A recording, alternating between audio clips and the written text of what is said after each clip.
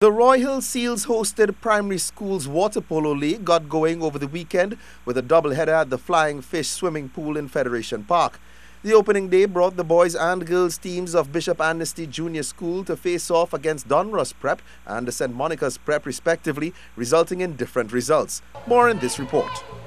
The evening's action got going with the lads of Bishop Amnesty Junior School facing off against Donruss Prep in the pool, and it was the Bishop's boys that laid the first salvo of the match, indicating their intentions here.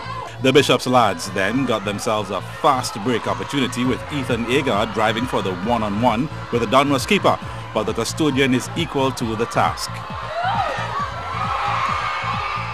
Bishops were having the better of the exchanges early in this one, continuously assaulting the Donruss goal. But the story of the game was the Donruss custodian Jude Samuel, who constantly got in their way. However, he could do nothing against this shot from Agard, who saw an opening and took it to give Bishops the one-goal advantage at the end of the first quarter. Bishops continued their pressing game at the start of the second period and were rewarded for their enterprise here as Agard pops up for a second item. 2-0 Bishops. Samuel, though beaten twice, was the reason Donruss wasn't trailing by a whole lot more, as he was proving why he was the shot stopper. He kept the Bishops' offense at bay, restricting them to only 2 goals at the end of the first half. The second half brought more pressure for Donruss, but their custodian continued to have a stellar game. But do you know who was having a better game? Ethan Agard, as he shows up to beat Samuel once again for the 3-0 advantage and with his hat-trick. That was all the scoring that Samuel allowed in the third as he continued to keep the Bishops' attack at bay, and the score 3-0 at the end of the third. In the last period, Bishops would find a way past Samuel to increase their lead once again. This time Agard turns provider and sends Armando Shampoo forward, who takes his time to break down Samuel. 4-0 Bishops. With 2 minutes left in the match, George Anthony Halut would get Donruss a much-deserved consolation item, and boy was it worth the wait.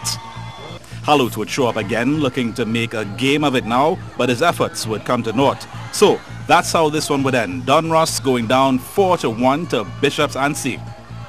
The next match brought up the Bishop's ladies to the pool to face off against St. Monica's Prep, and it was St. Monica's that took the lead through this Arian Gillette solo effort, driving before she lets one fly from the half line.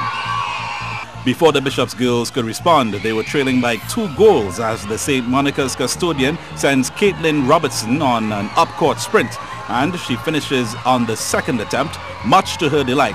2-0 St. Monica's Prep at the end of 1.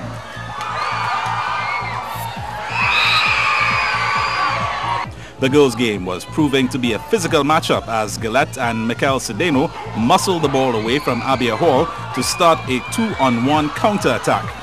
Gillette notched a brace with another laser.